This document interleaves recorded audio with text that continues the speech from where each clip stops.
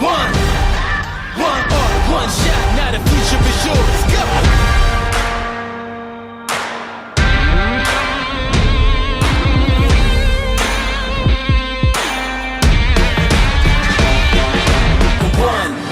One shot for the kill, the breeze cut, freeze up, straight dropping the chills. I'm talking taking over pieces and shares. A bomb break sky high, check the movement is here.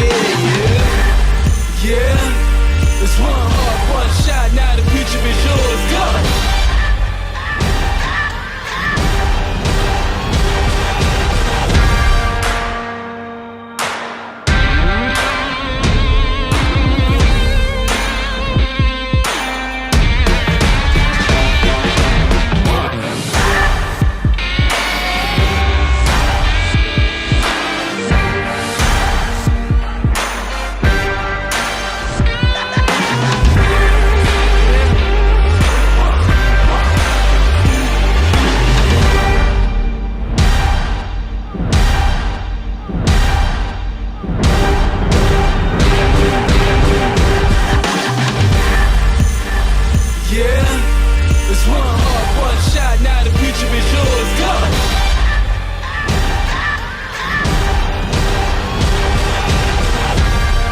Turning dreams into reality. In the lab with the formula and chemistry. Your memories spark and motivate and make the industry shake. We put the bars in the brakes. I'm talking one chance at best, yes. Painting pictures for the culture, keep the brushes fresh. Flip the cover with the drummer, passion never rests. Freedom is our teacher under pressure, now we blessed. See, I was so good for the go. There's one art, one shot, now the future is yours. Go! Yeah. It's one art, one shot, now the future is yours. Go! Oh, well, what's up, Kyle? How you doing, bro? Not too bad, you? Hey, it's a great day. One more. This is my last day before I go in to have back surgery. Actually, I'm having back surgery tomorrow, so this is a great way to end the night. And I gotta be up at I gotta be at the hospital at 5:30 in the morning, and yeah, so it's gonna be a very little sleep tonight, but it's gonna be good. I'm excited to be here. We got a lot of people in the house today that I do not recognize. So maybe they're film lab. Maybe Mike can recognize some of these names because he does a lot of great customer service. But we got Joshua Servey here. Phil, welcome. Vargas, what's going on? Sorry if I mispronounce any names. I'm terrible with names, but it's great to see everybody in here. Everything going well? Yes. My dad had the same surgery. It doesn't seem too terrible. It's like an in and out procedure. So I'm just I have like really bad sciatic nerve, so it usually hurts to sit down for long periods. But tonight I'm feeling pretty good, and so tomorrow I should feel a lot better. So we'll see. Besides, you'll probably feel bad for a little while, but yeah. Yeah. Well, my dad said the worst. Like he said, the pain in your legs are completely gone, but and your back, but you just have like a little bit of pain for the incision. They give you some pretty decent drugs for that though, but I don't really want to. I'll try not to take anything. I mean, I know because that's what I do in my normal job. I work in a pharmacy in a hospital, so yes. I know exactly the meds you're probably about to get. So oxycodone or something like that. Probably a few other things too, but yeah. I picked one up today. That was what they gave me, so I don't know. Anyways, let's just. I failed today, man. Paul, what's that shirt saying? What shirt are you wearing there? So, I actually got this shirt from a friend. No, yes, Michael Hankus. Obviously, he's a good friend of mine, and he owns a film lab that is doing very well right now. And I'm just excited to have him on. I've been wanting to do this for a while, and the topic for the night is Film Dead, despite what the stupid little template tag says at the bottom. I totally failed on that. We forget that every week. Every week starts with last week's video, doesn't it? If you guys are interested in the Crane M3, video coming soon. Check out Kyle's channel. He has a whole video of that. Coming soon. Without further ado, we are going to bring in the man, the myth, and the legend, Mr. Michael Hankus with Reformed Film Lab. What's up, dude? Hey, Paul. How are you doing? Good.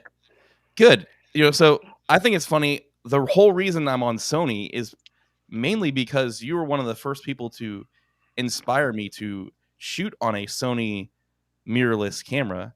You and I got to go to the Sony B Alpha event in Orlando, and after I shot on the A7 III there, I was like, I gotta have one. And shortly after that, of course, the rest is history. You actually sold me my first Sony camera, the A7 III. That's right. Yep. You're like, you're running an Amazon flipping store, and you're like, I got this one that was returned to me. It's in good shape, but I'd rather just sell it to you and just break even, or I don't know, you might be even lost a little bit. I don't know, but you gave me a great deal on one, and it's because of you that I got whole started. So thank you, sir. But which is also really funny because you're a Sony shooter. You do like shooting mirrorless and digital, but you have a very big heart and you're very talented in shooting, which is I commend people who shoot film. It's a lot harder to shoot film than it is to shoot on mirrorless camera, where I can go in and correct things in a computer, but what you shoot is what you get when you print those photos. So tell us a little bit about your your journey into shooting film and how it kind of led you just to open this business that you currently have now. Right. Yeah. So yeah, I mean, I've been shooting digital photography for years. I think I got back into photography in general when I was in graduate school. I need a hobby to get through graduate school, and got back into photography. That was probably back in 2010. And then in 2016, I don't know what led to it, but I just kind of had an interest in getting back into film photography. I did some when I was a kid, but when you're 10 years old and you don't make any money, you don't really go too far with film photography. So outside my parents buying me film and developing it, I just kind of got away from it when I was in high school. But in 2016, I started shooting again, and pretty much gave up digital for a while. I was only shooting film for several years. And then eventually kind of had the idea of maybe opening a film lab because I really enjoyed it. And that led into eventually planning, opening, and setting up shop, and here we are. That's the short version.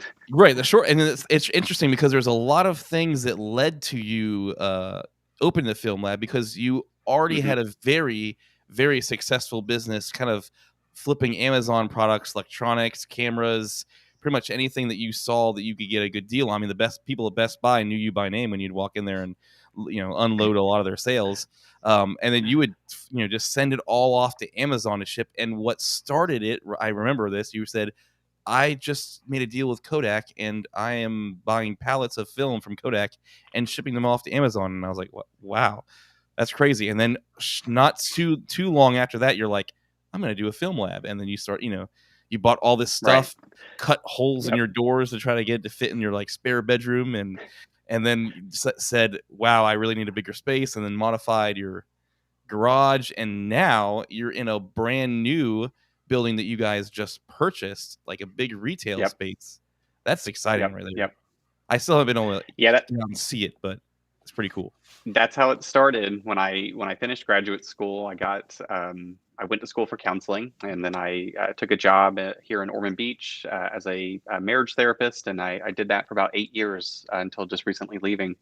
But concurrently, we did have a small business on Amazon selling electronics, mainly cameras and computer items. And so when I got back into film photography, I just had the idea of wanting to sell film, sell something I actually really enjoyed. So we actually sold film on Amazon and eBay for about a year and a half, taking the profits and then reinvesting them into all the machinery. So it was kind of a little bit of a process there, but we took essentially the money we made from selling film to customers and put it all into the film lab. It's very cool. Very cool. You have any questions for him, Kyle? I mean, I know you're just soaking it all in. Soaking it in too, yeah. I mean, you know more about what he's got than I do. So, yeah, I mean, it's. I think it's really cool. And another funny backstory with Michael, he is the first person that really got me into drones as well. I remember I went over to his place in Ormond Beach one time, and he's like, "Dude, check out this drone I just bought. I got a Phantom 4," and we took it off, and we were like, "Let's see how far we can take this thing."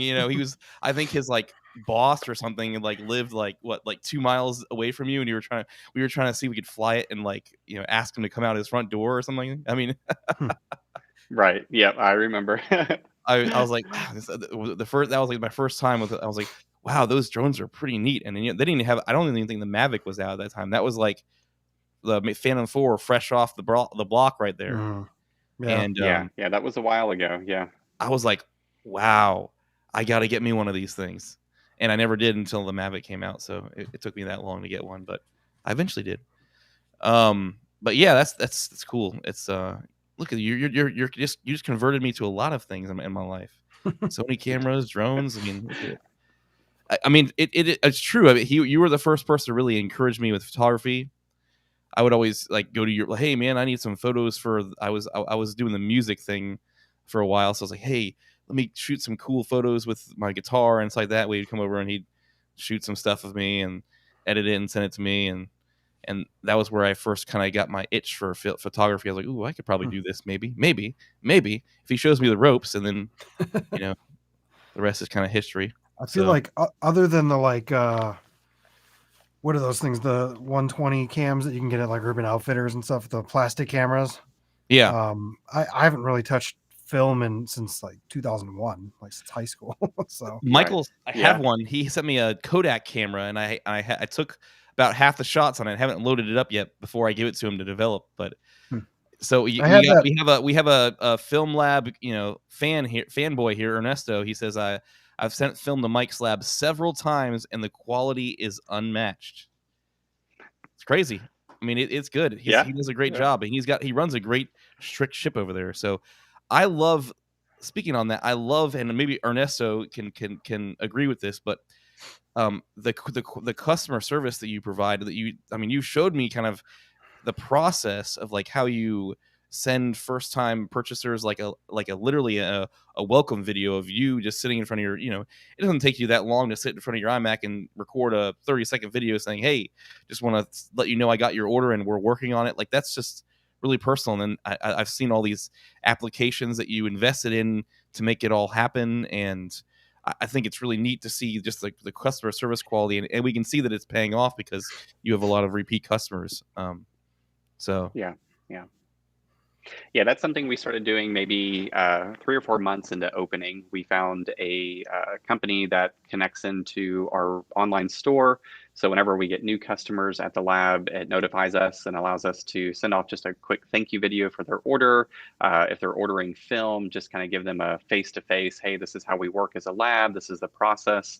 And we've had a lot of people, especially people who are new to film photography, really appreciate that. So as they're venturing into it really with a lot of questions, it kind of puts a face to an online business, and they know they can always come and talk to us. And we have, and just so you guys know, we are doing a giveaway tonight. So what two things are we giving away tonight, Mr. Hank? Mr. Hank is here, is very nice and generous, and is going to be giving away 2 items tonight. We have 2 items, yes. So we have some film cameras, which is apropos for tonight.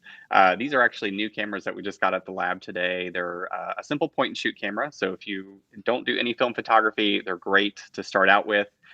Or if you're an avid film photographer, it's nice to have something that's easy to use on the go. So Paul, I think you're picking the winners at the end, and then I will send these off to the new winners with a roll of film. Yes, that's exactly what we're doing. So we hang in there, guys. So if you want a chance to win something, a film camera, hang in there. We'll give you that opportunity to just try the unmatched quality of beautiful film, right? Come on, there's nothing better than shooting on a film, right? So can I leave the stream and then like enter a win for that too, Paul? I think you're disqualified for that, but I mean, maybe if you join the stream as a guest that I don't know about, maybe change the name. You might have a chance to win. I don't know. Can I do that? So that's cool. So let's go into this a little bit. So the question we always have, and this is the kind of the title of the stream here, is film photography dead? And I mean, based on what I hear tonight, you being able to open a film lab, quit your job, your full-time counseling job, and do this full-time. Clearly, film is not dead. It's well alive. The hard part is you can't just go to a CVS anymore and just go, hey, I'm gonna develop my film, right? I mean, it's a little bit more of a process than that. So just, I mean, is film dead, Mr. Hankus? I would say no, definitely not. You know, when we first opened the film lab, the idea for me was this was just going to be a side hobby business, 1 or 2 days a week, something to do just for fun. And about 4 months into it, I had to leave my day job just because I was too busy. So what ended up happening is I left the day job, and then 6 months into the lab opening, we hired our first employee to come and help me. And now we're about a year and a half in, and we have 4 employees along with me. And it is definitely not dead. I was actually talking with our distributor the other day where we buy most of our Kodak film, and Kodak has seen a demand for film year over year. I would say for the past at least 3 years has just increased every single year. Wow. So maybe 10 or 15 years ago, that was probably a serious question, but now it's definitely, it's alive, it's thriving, it's probably doing as better than it ever has in quite a while. It's cool. Now, are they actually are there companies still producing like film cameras that you shoot on, or do you typically have to rely on like the used market? I know they have a lot of like the Canon AE cameras that have they're supposed to be really Right. nice. But what do you I don't know anything about film that as much as you do. Yeah, I mean, aside, the cameras we're doing the giveaway tonight, those are being produced. They're brand new, but they're very entry level. If you remember shooting on disposable cameras years ago, it's kind of the same quality photo, except these, of course, you can reuse. You don't have a one-time use with them. To get a nice camera, though, it's definitely the used market. Anywhere from looking on eBay or maybe a local shop that may be nearby. If you want something nice, Japan Camera Hunter, he's really well known in the film community. He will find you a camera over in Japan and ship it to you here in the States. That's hilarious. So definitely, and there's companies out there who take them and refurbish them and keep them going. But, a lot of the quality cameras definitely are on the older side. So I think there's an industry there to keep them alive for us film labs. Yeah, so we have another guest here that says, I just got into it last year shooting film, and I'm still very inexperienced, but I've only ever done digital, and I've been scared to mess up shooting film, but so far I've loved it so much. Now, do you have any tips for people like this guest about how to get the best quality images out of shooting film? I know that another cool thing about you is that I see is sometimes you will give your customers tips like, hey, these pictures didn't come out like as nice or whatever. Here's some tips to shoot better. Like, what do you typically see when at your film lab when when you see what are the biggest definitely help with? Yeah, I think probably the biggest thing we'll see at the lab is film comes back a little underexposed as far as issues go. So your film literally is just not getting enough light. Really no different than your digital camera. If you take an image and it's too dark, your sensor isn't getting enough light. So depending on the camera you're using, you may want to lower your shutter speed. You may want to open up your aperture. Use a higher speed film. That's one thing that's unique about film is once you stick that film in there, that's the only speed you have. There is no changing your ISO. So you're stuck with it. We actually just published on our website a blog, I think 6 tips for shooting film if you're a beginner. So that's a good blog to check out. Just go to our website. On the menu, you will see that. It's an article we just published about 2 weeks ago. One thing that's unique about film is it handles overexposure very well. You can overexpose your film 2 or 3 stops without really worrying about ruining the film. So when you're shooting digital, you don't want to blow your highlights. If you blow them, they're gone. You can't really recover them too much. Lightroom will show you those blinkies and you're like, should have lowered that. Film's very unique. You can actually overexpose it. It creates a more dense image, and our scanners here actually do very well with that. So beginners starting out, I tell them err on the side of overexposing your film versus underexposing. Even if you overexpose 1 or 2 stops, your film's still going to look really good. Yeah, and you can. The cool thing too is on his if you follow him on Instagram, you can see a lot. He'll post a lot of his customers' photos that obviously they get permission to do that, and they just post them, and it's really cool to see the variety of what people are shooting and just how it's a very I feel like film is very artistic, right? You can get your own customized look a lot more out of it, and obviously there's more art into going into it, because it's a lot more difficult than just shooting a picture on your digital camera and then later being able to go back and kind of mod it into whatever you want. But you got to get it right out of the camera.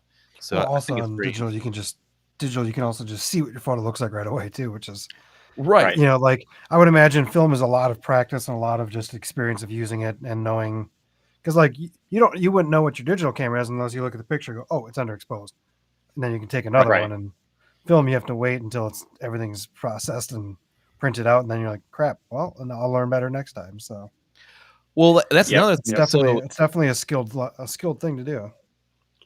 So I'm gonna post this is what Mike was talking about. So I got a link right here off of his blog, and we'll go ahead and post this into the chat so you guys can see exactly what he's talking about. But he's got some tips for beginners. Now, that's what I think is interesting. So you're saying, I guess the hardest part is, right, exposing for light. You see that time and time again, but the reason is because you can't, like digital, you can look on the back of the camera and see what is actually going to look like. With photography, you're just like setting the dials and hoping that it's going to turn out the right way. I mean, that's interesting. How do you expose when you don't see the actual image that's going to look like?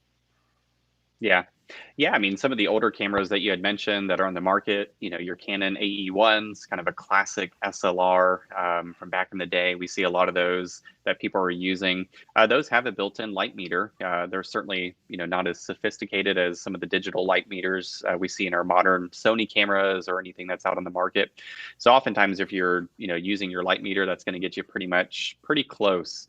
One tip is if you're shooting, a certain speed film, say a 400 speed film, some of those older cameras that are on the market, the camera will either know, or you set your ISO, what sort of film you're using. If you're shooting a 400 speed film, set it at 200. So your camera is going to want more light. And since you have a little bit more sensitive film in there, it kind of gives you a one-stop headway to make sure that your film is fine. That's what I do. I have a Leica camera, has a built-in light meter. So whatever film that I'm shooting, if I'm shooting 400 speed film, I just set on my Leica, I'm shooting 200. If I'm shooting 200, I'll tell the camera I'm shooting 100, and I just go off the internal meter, and that normally does the trick. I don't have to worry about it, from there. Very interesting. I didn't know that there was like a light meter on them. That's pretty cool. So at least there's something to go by, right? You're not shooting completely blind, I guess. Yeah. That's how I never shoot film other than the little, disposable cameras that, you had back then. I've never shot on an actual real camera with film. So maybe one day Michael will show me the ropes. What's up, Steve? How you doing, man? Paul, you remember my video I did on this little butte? Yes. It's the camera from It's 1963. So I found this in a thrift store, right? And it had film in it, and it was used film. It hadn't been developed yet. So I made a video on like bringing this camera to the place that sends off to get developed, and the whole video was supposed to be like what's on the film. And we were hoping for like a really exciting, like something to be on it, and it was like no. Well, I was kind of worried that we were going to get like some gruesome photos or something like that. But yeah, basically everything was overexposed and nothing came out on it. I imagine on something like this too, when there's really, to my knowledge, really no indication of being any. I mean, like there's a beyond 6 feet and a closer than 6 feet, and that's about it. I don't see any kind of light meters unless there's something. No, so I don't know how you expose with these things, but also I don't know if you can get film for these anymore. Can you? It's a Kodacolor 2. Yeah, I'm not even sure what film that would use. Yeah, there are film types that aren't made anymore. It was this thing. Oh, cartridge film. Yeah, I don't think you can get that anymore. We've gotten some of those at the lab. People will find some old cameras and some old cartridge format, or there's older formats that aren't made anymore, but some of the older cameras use them. 35 millimeter and 120 film is pretty much the two formats that are still being produced and what we develop here at the lab. Yeah, it'd be kind of fun to be able to shoot on this thing at some point. But I was hoping we get some cool pictures on it and have a story. But yeah, the guy said that when they developed it, everything was just white and overexposed, and so who knows? Maybe the film just dissolved or something. Phil says remember magic. I don't know. I never heard of this. Magic cubes to go with Yeah, those cameras? were the little square flashes that you put on the top of them, right? And then you could like turn them, and I don't know. I remember something like. Yeah, I do think there were some older cameras that had little flash cubes, and you would put them on, and that would be your flash.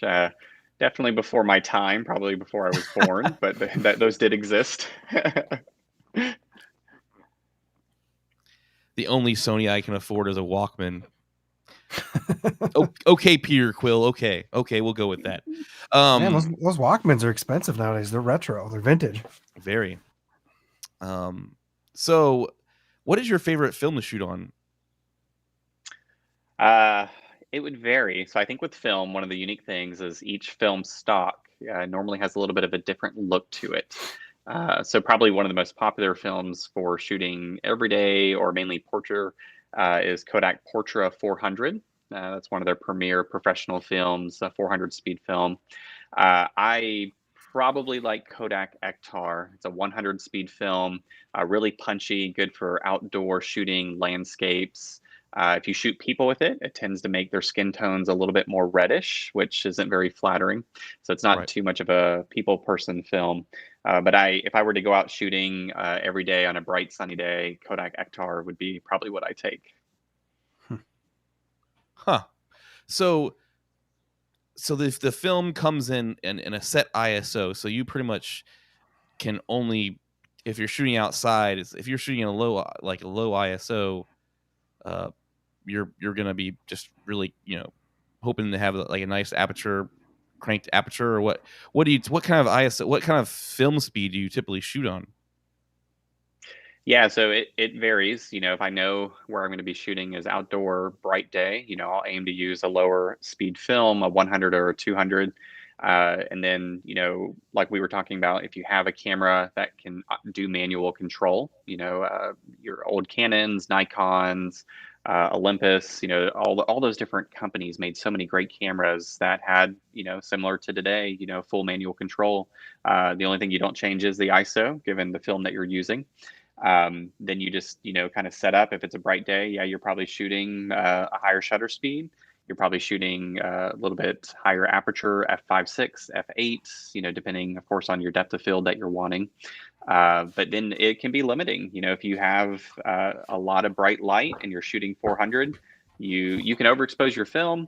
But if it starts to be overexposed 4, 5, 6 stops where you're really, giving it too much light, the film will not turn out well. It starts to get very hazy. The colors will become muted. Anywhere from shooting box speed up to about 2 to 3 stops overexposed is good. So you have some latitude with shooting film. Rather than thinking in digital, I'm looking for a specific exposure. You kind of have a range that you can shoot in. And then when we scan your film, the scanner sees that and corrects for it and will give a correct exposure. And then we can always correct the exposure as well when we're scanning your film. Oh, interesting. I didn't know you can correct it on the scanners. That's interesting. Does that correct like like white balancing and stuff too, or? Yep. So with your digital photography, something like Lightroom, you're correcting your white balance using the sliders back and forth and tuning it in, or the drop picker. If you have something white in your image. With our scanners, so we operate off 3 different colors, and we change them from there. So we have I always get these mixed up, but red and cyan play off of each other. Then you have magenta and green, and then you have yellow and blue. And you correct the color temperature or the tone of the film with those color tones. That's how it was done back in the day in the darkroom. You would modify those colors to kind of get a correct print. So our scanners basically do the same thing. And then the other adjustment is brightness. We can, if your film is a little bright, we can raise or lower the exposure in terms of brightness of your image. Yeah. It's very interesting. We have a question as well that I was thinking earlier, but this person says, can an ND filter be used during a bright days if shooting with 400 speed film? Have you ever used an ND filter? Definitely. Yeah. I've not used one personally, but they can definitely be done. I think if you're shooting on a bright day, and let's say you're using that Kodak Portra film, which is really well known for great skin tones, just an all-around great portrait type film. And if you're wanting to shoot, maybe a really low aperture to get that real nice depth of field, that shallow depth of field, you may be hitting the limit with a 400 speed film shooting at 1.8 in the middle of the bright day or wherever you're shooting that may be bright. Most likely, yes. Yeah. So using an ND filter, just to make sure you're not getting that too much light would be perfect. No different than a digital camera, some of those Sony 1.2 lenses, if you're getting way up there in the shutter speed that's outside of your range, using an ND filter would be perfect. Okay, we got another question here. Shooting without a tripod in lower light, will you manually limit the shutter speed to keep pictures clear? Shooting without a tripod. I'm reading the question there. Sorry. I didn't. Okay. Went too fast. Oh, I see them actually. The comments are there. Yeah. So if you're shooting in low light with a tripod, normally people will do that, I believe, to make sure there's no camera shake. I actually had a customer email me the other day. She was shooting some indoor portraits of inside a coffee shop. So real low light. And she emailed me some photos and she could see a light bulb being painted in the image. So the light literally is just kind of like moving in place. No different. You can do that on a digital and you can see it right away. Light trails. Light trails, yeah. So, for her, I told her, your shutter speed was probably low when you were shooting it handheld. So that's why you see some movement going on in the image. So using a tripod with a low shutter speed will really prevent camera shake. So if you're shooting a relatively still subject with a tripod, that's perfect. If you're shooting something that's moving with a low shutter speed, you'll still get some motion blur. So, I mean, pretty much same principles apply to photography as whether you're shooting digital or film. It's just, it's a lot easier for us. We could see it or take the picture really quick and see exactly immediately how it affected the image and nope. Oh, I need to adjust this. But with film, clearly, I mean, you obviously only using that light meter for helping with exposure, but everything else, you don't really see how it's going to affect it until you develop it later. So, yeah, I mean, I guess a lot of similar principles, whether you're shooting digital or film, for sure. Yeah. Yep. Okay, here's another one. Does the development process introduce any additional noise, or does all the noise and grain result from exposure when the photo was taken? Yeah, so for color negative film, which is most of what we see here at the lab, just your generic color film people will shoot and send in, the development is very standard. We have a developing machine that your film will go through 4 different chemicals and then go through a drying part of the machine and come out dry, ready to be scanned. So development doesn't really vary. So if you are shooting a 400 speed film, a 100 speed film, it's going to get developed all the same. Nothing really changes in terms of what we do with your film. When it comes to noise on the film, similar to digital, a low speed film like an ISO 100 film, the Kodak Ektar film I had mentioned earlier, is going to have less noise or less, well, we don't call it noise, we call it grain in the film world. It's going to have less grain in the image, which looks like noise if you zoom in. And then if you have an ISO 400 speed or 800 speed film, Kodak makes a 800 speed film called Kodak Portra 800. It's going to have more grain. So when you shoot it, it's going to look like, that picture looks kind of noisy. If you're a digital shooter and you're looking at it, why is it so noisy? Well, it's a high speed film, has a lot more grain in the image. Back to the question, though, the other thing that would affect that would be exposure. If you have an underexposed image with film, the grain is much more apparent. You would look at it, underexposed film really lacks color. It scans very neutral, lacking contrast. So the grain that's there is much easier to see, and the scanner really picks up on it versus film that's well exposed. You'll see the grain, but there's enough color there that you're actually going to be seeing color versus a muddy, grained out image, if that makes sense. It's cool. You're a very wise man when it comes to shooting film, so it's just interesting to soak in some of the stuff. I have learned a lot over the past year and a half. That is true. See, for me, Paul, I would just take the photo and I would just send it to him and let him do his thing. Yeah, exactly. Hey, here you go. make it look pretty. Mm-hmm. He just does it in the darkroom. Yeah.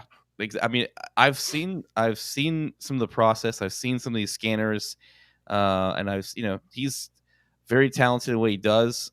Like people have said in the comments, man, they love the quality that you're getting out of it. I mean, it's funny. I'll show Michael, hey, I went to CVS I got my free prints at Walgreens. So check out this, and Michael's like, "Oh, you should send me those. Mine are way better." Yes, we do have some nice printers here at the lab, so I'm very proud of our printing. Yeah, last time I did real film, go ahead. Are there any at-home negative scanners that you'd recommend? Yeah, so before I opened the film lab, I did get into some at-home scanning myself. I know a very popular film scanner that's probably more on the affordable range would be one of the Epson flatbed scanners, a V600, 700, or 800. I forget the model numbers. They're not the quickest scanners in the world, but they're definitely very common, and it's probably pretty easy to use overall. And then there are some other brands that I did not get into, but like if you go to B&H Photo, type in film scanner, Plus Tech makes a few different models. And there's one other company that I can't seem to remember, but there's a few out there on the market that are good for home scanning for your film. And then recently, there's a gentleman who came up with some software, if you do at-home scanning, called Negative Lab Pro, and it's a color conversion software that you can look into. We actually have a few customers that use our lab just to develop their film. We actually don't do any film scanning on our professional scanners, and they do a lot of at-home scanning with Negative Lab Pro as the color converter with one of those scanners that I had mentioned. Cool. So if we have any like new people in here that are new to film, what is the so they have a disposable camera, or they have a film roll, or 2 or 3 or however many they want to send, or they win the camera that we're giving away later. Or yes, we're gonna give away a camera very soon, people. So I'm gonna ask this question, and then we're probably gonna do a giveaway for one of the cameras, and he's got 2 he's gonna be giving away, because I'm gonna have Michael give us a tour of his new space here pretty shortly, but after I ask him this question. So just stay with us. So I have some film available. What is the process for me?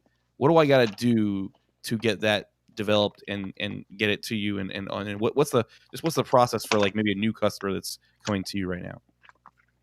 Yeah, definitely. So if you have film that you've shot that you've developed, for us, we have 2 ways that you can do that. We have a website that you can go on to, and then literally right as you land on the home page, the first button you can click on is develop your film.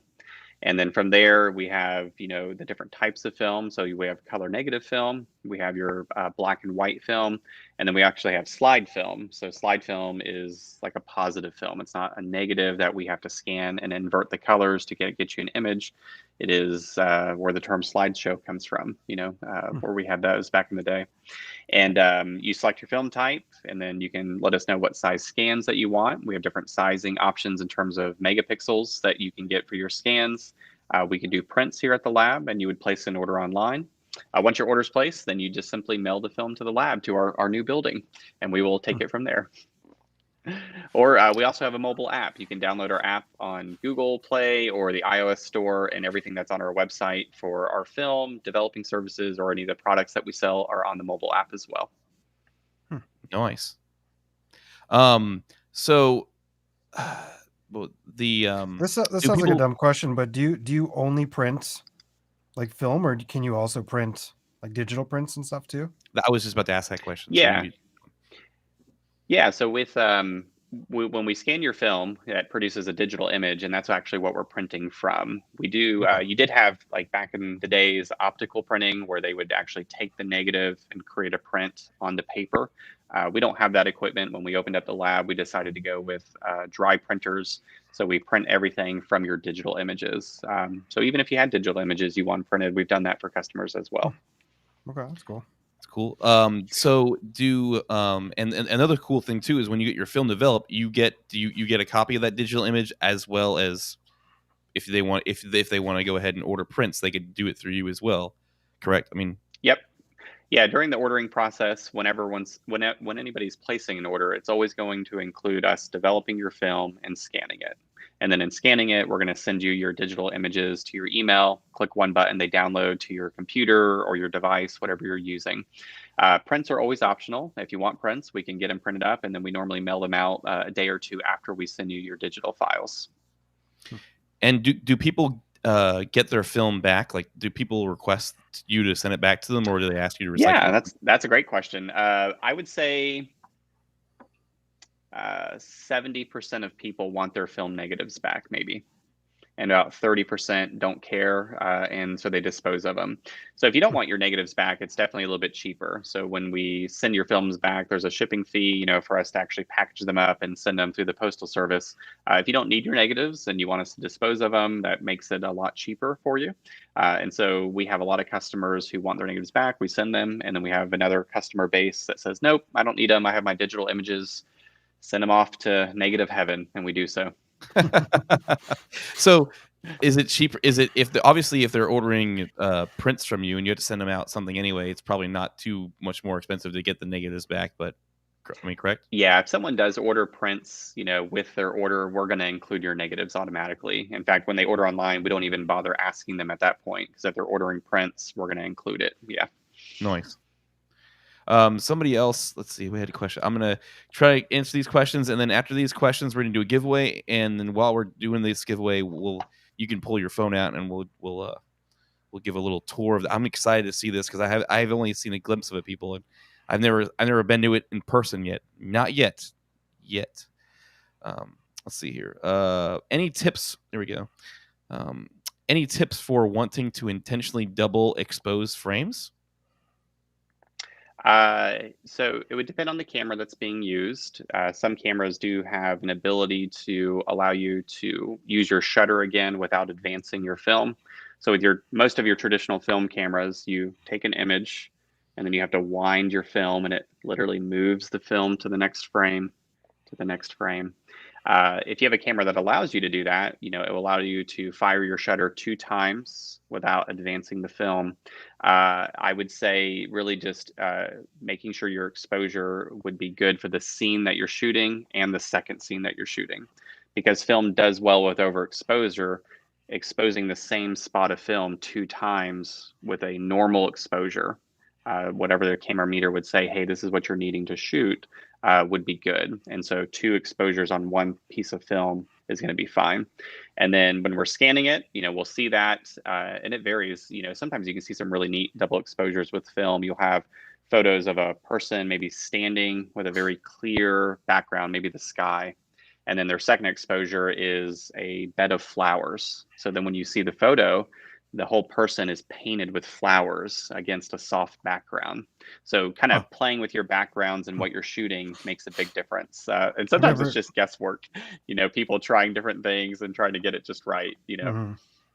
I remember used to seeing a lot of like skateboard photos and stuff where they did some cool double exposure and stuff like that. Yeah.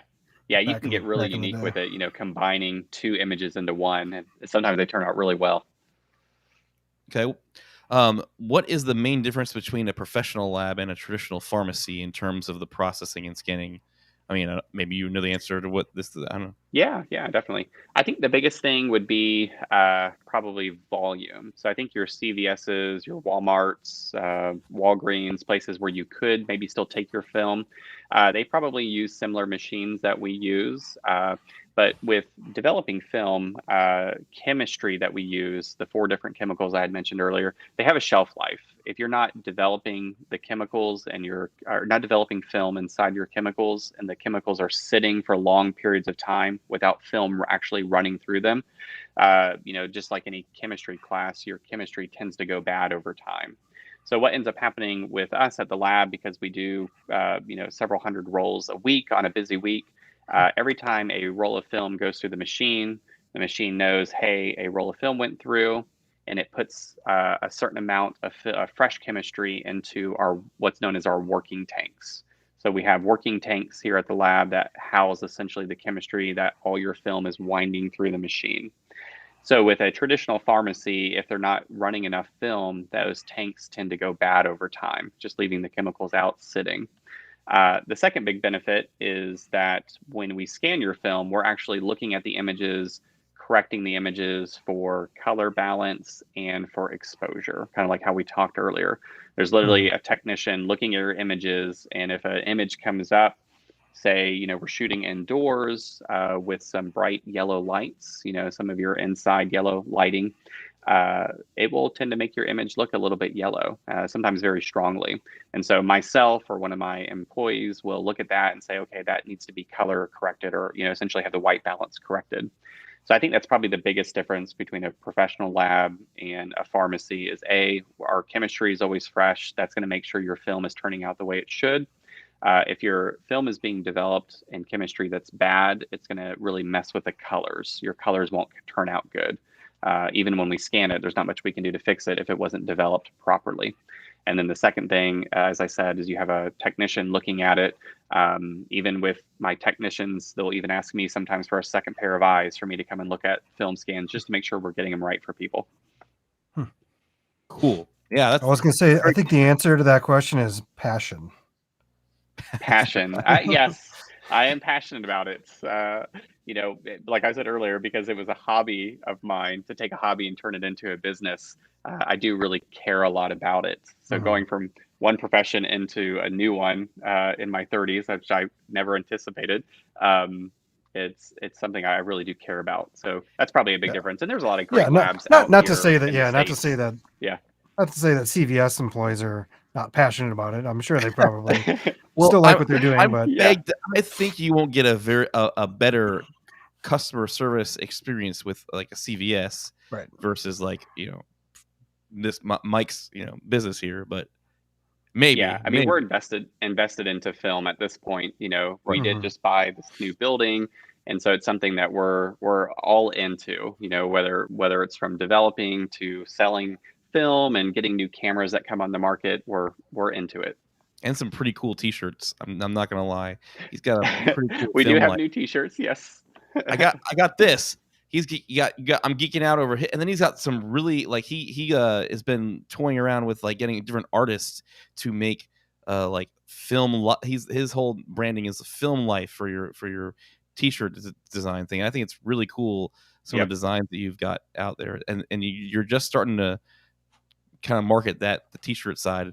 I think that there's a lot of really cool designs in there. If anybody should just go check it out on his site. But is Paul, is that the one you showed me a while back? Is that the one that kind of looks like this? I mean, kind of, but yes.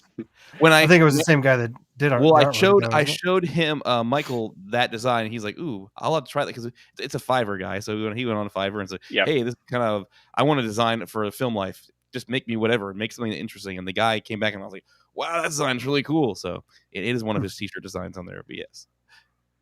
Yeah, graphics design is not my strong suit at all. So I did work with some designers to come up with the different designs that we're using for T-shirts and all kinds of goodies on the website. And those launched a couple months ago.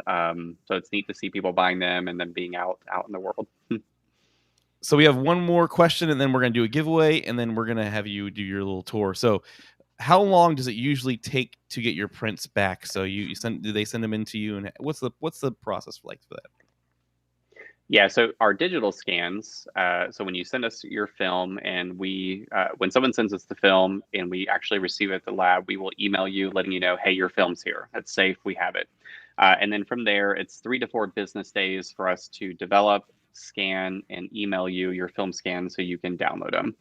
Normally, we do hit that 3-day mark quite often, but some weeks it may be a little bit more heavy load, and it does push us back to that 4th business day. We run Monday through Friday, so those are the business days that we run.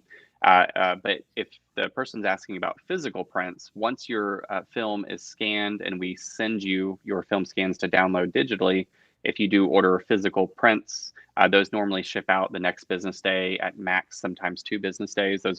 We're pretty much printing those up as we're wrapping up your order and getting them ready to go out. Sweet. So we're gonna do a giveaway now. Yes. So how should we do this, Kyle? I'm gonna let Kyle choose one way, and then I think I'll do another way. Let me quick peek at how many. Okay, putting Kyle on the spot here. Just seeing what we have as far as Ooh, I have a, so while Kyle's thinking of his way, here's what we're gonna do. If you and the funny part is I don't know. I think I like the idea of doing trivia, like Sydney did that one time when you won that Switch Pod. But what's the topic? That's I mean, because the topic could just be whatever, really. Well, I'm gonna do a guessing game here, and I don't think he answered this question or even kind of hinted to it. So it'll be interesting to see what the responses are. If somebody in this chat, first person in the chat to tell me the year, what was the year opening for the, when was the first, what was the year that you opened the film lab? We'll go with that. So, what are they gonna win if they guess it, Mike? What are we giving away here? A yellow Kodak Ultra F9 film camera. So what year was the opening of Reformed Film Lab? Michael, just look at you monitor the comments and all right, there it is. 2019? 2020. Oh, no, man. 2020. It hasn't been that long. A very young company. I feel like it's been a lot longer, but no. 2020. No. In the midst of pandemic, you're That is true. We started getting our machines delivered to us, and this was actually at our home before we moved to our new building, probably the spring of 2020.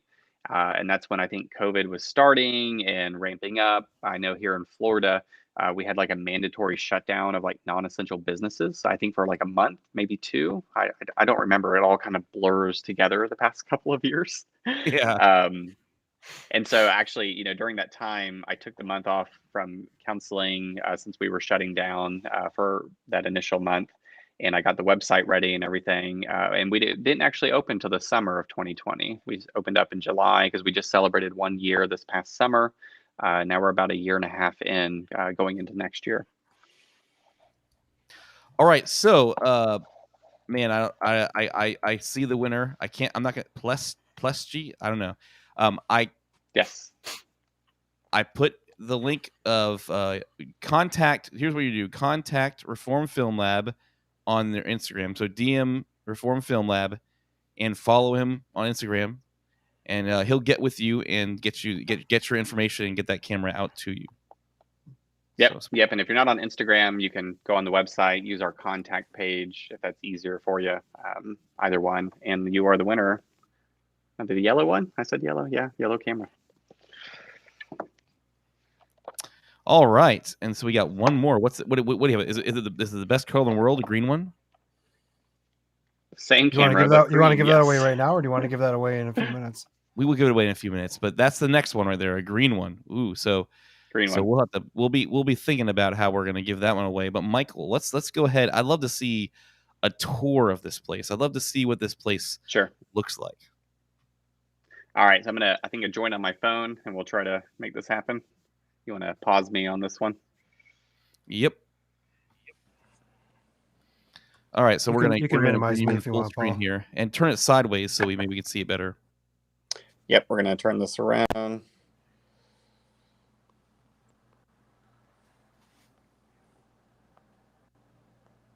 Maybe. All right. Can you hear me? There we go. This looks great. Yep. All right. This is the small visual tour. So yes, we used to be in a home garage, believe it or not, about 350 square feet. And now we're in this new large building. We'll just start over here. Can you hear me okay? Yeah, I can hear you great. All right, excellent. So over here is our black and white developing station. We have this tabletop machine that develops our black and white film as well as our color slide film. Black and white and slide film require different types of chemistry, so they can't be developed in our primary color negative machine. And then we have a drying cabinet. So film gets developed, it gets hung up to dry. And then right here is that machine I was talking about earlier that has chemicals to develop our color negative film. We actually have probably about 50 rolls right here that are going to get developed tomorrow that are ready to go through the machine. And once they are developed, they come out of the machine and come over here to scanning. Right here, we have two of our professional Fuji Frontier scanners. These are two scanners on the market that people really love, that we can scan 120 film as well as 35. This is film that we are scanning tomorrow that went into developing today. And then we have two other scanners here. These are Noritsu scanners, just a different brand scanner, but also produce really high quality scans, high resolution, and have great color in terms of inverting. And then over here, we just got a brand new reception desk today for checking in. We're still moving into the building. And then probably the last spot people really love is our great wall of film. So we have a lot of different film that we sell here at the lab. Polaroid film, 35 millimeter 120. We have a bunch of different cameras, including the ones that we're giving away today. I think those are right there. And that's pretty much the building. A lot of overstock right now for the holidays. And that's pretty much it. So this entry layer here, are you accepting like walk-ups? Like if people were local, they could walk in and actually deal with somebody? Oop. So that your walk-in like reception area, are you accepting like clients like if they walk in? Yeah. So since we just moved in, probably make sure these turn back on. I hear you. Yep, you're good. All right, you hear me? Thanks. Yeah, so we just moved into the new building right after Thanksgiving. We timed it well to move in before Thanksgiving. We had Thanksgiving week to be closed and set up. We don't have our new sign out, so our old sign is still the old company that used to be here. So we do sometimes get some perplexing looks as people come up. That's going to be going up soon. But we've had some walk-ins. We have a lot of local customers that I've got to know over the past year and a half that would just come to the house and drop their film off. So now that we're actually in a retail building, they can just come here anytime. We're open Monday through Friday, 9 to 4. So it's been great to see that. I think now that we're actually in a retail space, we've actually met even people who are local who never came by the house, which I can't blame them. It's kind of weird running a business out of the house for people just to come walk up to. So it's nice to have that, actually put a face to some of our local customers. Yeah. That's cool. Are you planning on? Building Joshua is a local customer. Yes. Joshua. Okay, cool. Well, if he wins the next camera, then he can just come get it, right? Come get it. Come see me. Yeah. That'll be nice. Was that like a portrait backdrop I saw in your room, or was that just like a window blind against your far wall? That's a window blind back there. Okay. We do get some heavy, like end of the day sun, so it helps keep it a little cooler in here. Okay, I thought maybe you guys were shooting like portraits and stuff too there or something. No, not yet. We have a little bit of an empty space up here we want to have as a kind of a lounge area, so customers can come in if they do have questions. We don't just have to stand and talk. We can actually sit down and talk about film photography. So that's the next development of the building. So I could potentially come there and drop off my film in the two sections. Are you still toying with that idea, or you think you're just going to end up leaving it fully open like that? Everything's kind of open. You know, the front section is going to have a lounge area, and then we're going to have a small retail section so people can actually shop. The film section we have back there is for our online orders for, packing and sending out film to customers. So we want to have an actual retail component where people could actually come in and actually see the product, check out the different cameras, handle them, that sort of thing. And then the back of most of the lab is where we work and develop film. It's open, but it won't be a section people will go unless they have an interest in seeing, how does my film get developed? I'm like, yeah, we'll show you. Come on back. That's cool. VIP tour. Hey, that's the cool thing is I love the interaction. Like, right, you're like, oh, do you have any questions? Come on, I'll show you exactly what the process is like. And I think that's just really neat. You're not like closed off. You're kind of like inviting it's almost like you're inviting your customers in to your house, kind of like they're a part of the family. And you just, come on, we'll show you, take you for a tour, take you for a ride around the house and see exactly what it's like. I love just having you on the live stream and being able to see all this and answering all these questions. So we appreciate that too. It's cool. Yep. We know it's past your bedtime, so we're very thankful that you're able to make it. Yes, I do have an early bedtime most days. My wife makes fun of me with that quite often. Where are you located again? So we're over in Ormond Beach, Florida. Most people know Daytona Beach. You know, Daytona Beach, Florida is kind of a hot spot here in Florida. Ormond Beach is the next town up. It's only about 20 minutes north of Daytona. Okay. And so not too far. Where are you, Kyle? I'm in like just south of Minneapolis. Okay. Minnesota. Gotcha, so gotcha. yeah. Yeah, Paul is only an hour away from me, so we see each other. Yep. I mean, my parents live in Florida, and I'm probably going to move down there in the next couple of years, anyways, too. But yeah, that's cool. Yeah, so it's actually warmer down here. 10:30. Yeah. Well, right now we're having a crazy storm that apparently just passed us. So I'm glad you still there. All day today, they kept saying like a historic storm coming from Minnesota, and it's like 53 raining, thunderstorming, which is really weird in December here. Hopefully it's not going to, I have a feeling it's going to be all ice tomorrow because it's going to be 20 tomorrow. But apparently south of us, there's supposed to be lots of tornadoes and 80-mile-an-hour winds and stuff like that. So I told Paul I might lose internet during the middle of the stream. So yeah, we're good. So Paul, I came up with a couple of questions for the next prize winner. Yeah, let's go ahead and do another giveaway. So both are really tough. I think they're kind of fun, and I think it's going to be a quick Google search for anyone probably, but yeah. And, I kind of want to say both questions just because they're both fun. So, you know what, we'll do both questions, and the third one will just be for fun. I don't know. Yeah. So I like the first question that you had. So show what we're giving away here again, real quick. Michael, let's see what we're giving away. We're giving away the nice green, right? The green, beautiful Kodak. Is that what it is? Beautiful green, brand new. Just got them today at the lab.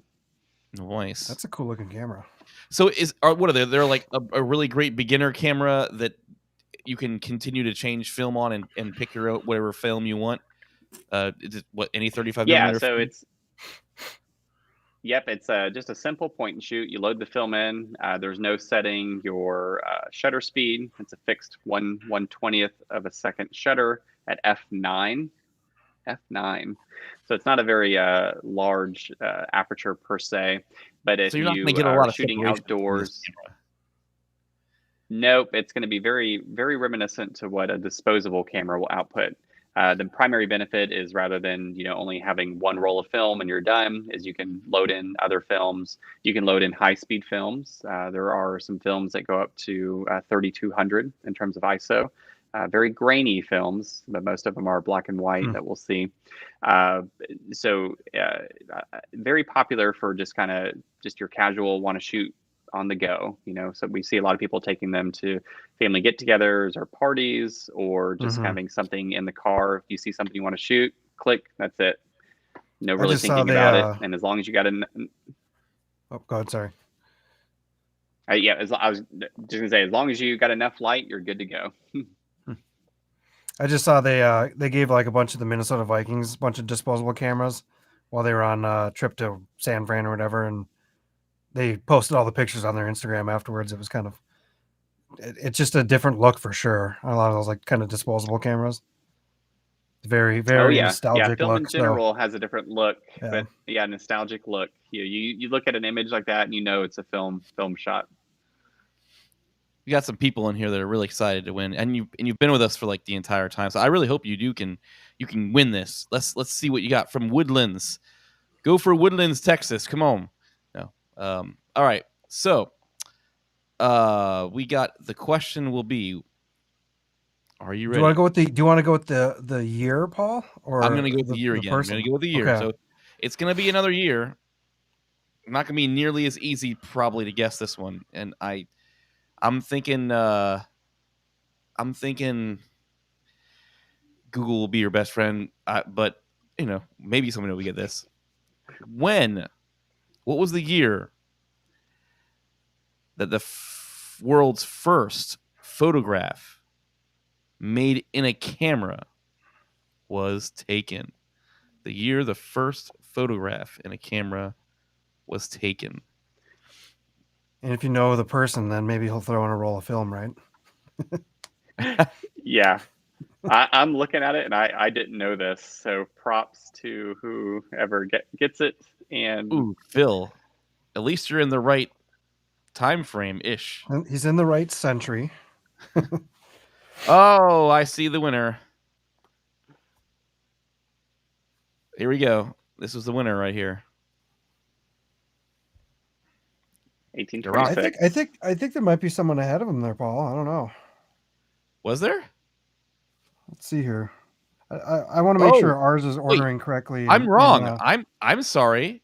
I'm sorry, Texas Woodlands. I'm glad. I'm really happy that you won it. You're right. You're right.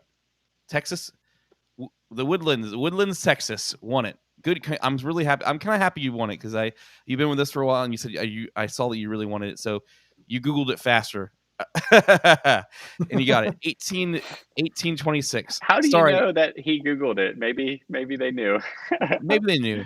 I didn't I'm know. sorry. It was very I shouldn't be there. So the first photograph was taken in 1826 by Joseph Nicefor.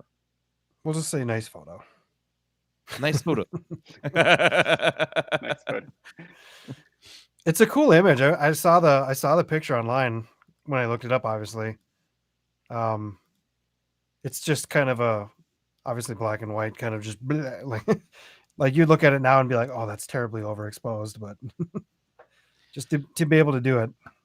Their only film camera broke, so I'm really happy for you. Congratulations for winning it. Thank you so much for joining us here tonight. We appreciate it. So once again, just contact Reform Film Lab on Instagram. Follow them. Subscribe to the channel if you like photography stuff. And get with him. He'll get your shipping information and everything, and he'll get it right out to you in Woodlands, Texas. Congratulations. Yes. Do you want bonus question? Yes, go for the bonus. This question was very interesting. This will just be for YouTube cred because it's not photography. But hey, Paul, what was the type of film that Quentin Tarantino used to shoot Hateful Eight? What kind of film? I think a lot of people will get this wrong if they don't look it up. I would have gotten it wrong myself because I thought it for sure it was different, but. Anybody have any idea what kind of film Quentin Tarantino used? No fun. For Hateful I can Eight. see the Google is going. I actually saw this movie originally. There was a screening of it shown in the non-digitized, like non-mastered film. And I almost said this. I almost said the millimeter there. It's not necessarily a type of film. It's like a brand or anything like that. It's what millimeter film was used. Bonus if you get the camera. Yeah, what millimeter film was used? There you go. If you get the camera, I mean, yeah, whatever. What kind of what millimeter? People can start guessing that one. There's not too many of them, right? But there's a pretty common one for most film. So Mike, do you typically just develop 35 millimeter film or what? Yeah, so here at the lab, 35 millimeter is king. I would say 90% of what we do is 35 millimeter color negative film. We do 120 film, which is just a larger film. It produces really beautiful images. If you got a good 120 camera, which there are a lot of great ones out there, we will scan that. And the neat thing about the 120 films is they have different formats that they shoot in. So they have one that is in a traditional square format that all your images are a square. It's not like a typical digital 2x3 image.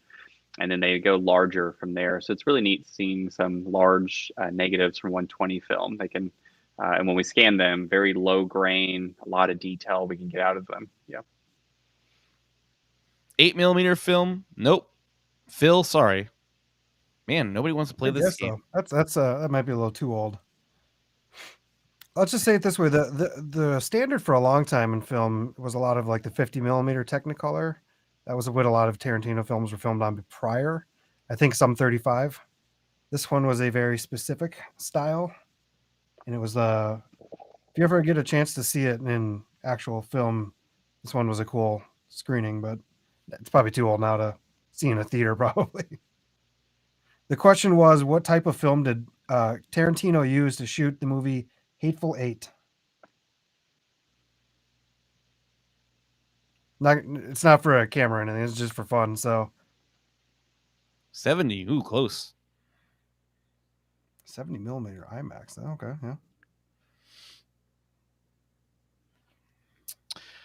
It's a fun one. Obviously, movie film is quite a bit different. You're not probably doing much with movie film or video film, I doubt. So no, that's a whole another beast. Yeah, yeah. There's companies out there that will develop your movie film and scan it and send you a video. That still exists, but that's nothing that we have here at the lab. We're about the still image film here.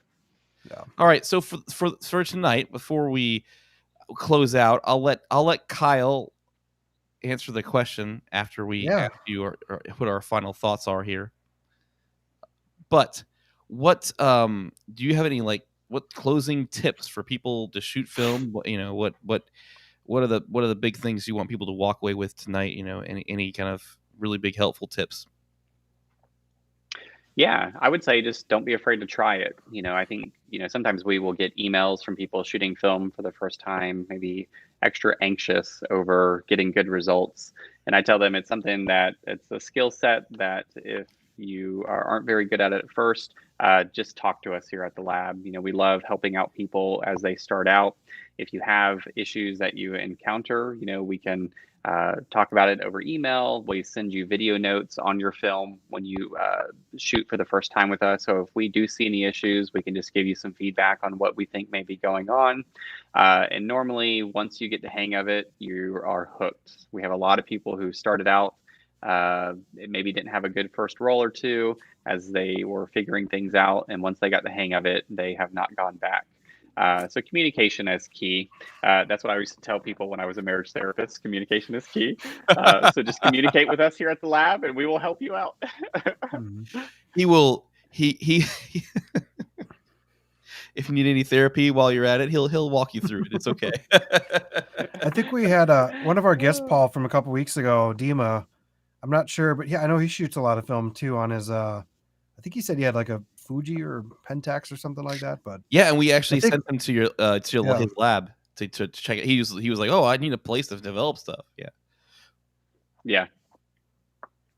I don't know if he developed anything yet, but I don't know. Maybe he's usually in the chats too. He must be busy today. Well, anyways, no one's grabbing this question, so I guess I might as well just answer it. Hateful Eight was shot on a 65 millimeter Ultra Panavision 70 camera. It's a very cool look. It's something where if you get to see it in actual film, it looks different than anything you've probably ever see, especially in modern movies where everything is crystal clear and perfect. They did do a rendering of it that was like digitized and noise reduction, and it looks better, but being able to see that on film was really cool. Obviously different film than what we're talking about today, but film nonetheless. So yeah, I'd like to see more movies shot in film too. I wish they would do some more again. It's a fun look instead of just adding grain in post. Oh, come on. Yeah, that's pretty much it for us tonight. We've been on here for quite some time. It's way past Michael Hankes' bedtime here. I'm surprised he hasn't fallen asleep on us yet. But no, we really appreciate you hanging out with us tonight and getting to chat and geek out about something other than your traditional just digital cameras here. We got some real talents here, and like I said, people, you can find him. There's links down in the description to the website, and where you can check his stuff out, get your film developed, even order film or t-shirts, whatever you want. It's got a great selection down there. You can see many happy fans, and like Phil says here, he said he's been through therapy, but that's why he got into photography. So photography is very therapeutic, and it can be very therapeutic. Yep. And Michael, he always told his clients that they need to go out shooting photography to really relieve some of that, to get that therapy going. So I don't know, Paul. I was up in Denver 2 weeks ago at the top of the Loveland Pass, and it was 40-mile-an-hour winds and like 10 degrees, and that wasn't too therapeutic. I put that camera back in my bag as quick as I possibly could and got the heck out of there. So you need to go with Michael and shoot bird photography. That's the trick. The wildlife. Actually, well, Sean Oz suggested I went to Level and Pass. So, I mean, how often do you get to say you went up to a 12,000 foot elevation in the mountains? You know, I went halfway up Everest. It was really easy. I just drove to the top, parked my car in the parking lot, got out, and boom, 12,000 feet. Everyone's always complaining about, halfway up Everest, they're freezing, but I don't know. We don't know what the cold is like here in Florida. Sorry. You're talking to the wrong people. Nope. No. No, I'm just surprised. I had to put my camera to like f20 because 1,000 shutter speed because I was just shaking when I was taking those photos. The wind is blowing, so they came out good. I think they're going to come out good. So landscapes you want that high aperture, anyways, right? Exactly. Yeah. There you go. There you go. Exactly. Yes. So thank you, Michael, for hanging out with us. Appreciate it. And everybody go check him out and check out Kyle's channel. Posts a lot of great stuff with for video and shooting photography. Feel free to subscribe to mine if you're here. Why not? Just click that button. Just see what happens. And you guys know that I will see you in the future.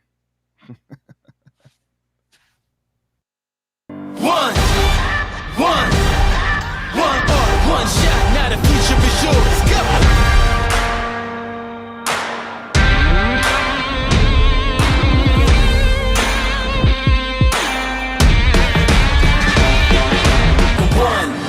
One shot for the kill, the breeze cut, freeze up, straight dropping the chills. I'm talking taking over pieces and shares. A bomb break sky high, check the movement is here. Yeah. It's one heart, one shot, now the future is yours. Go!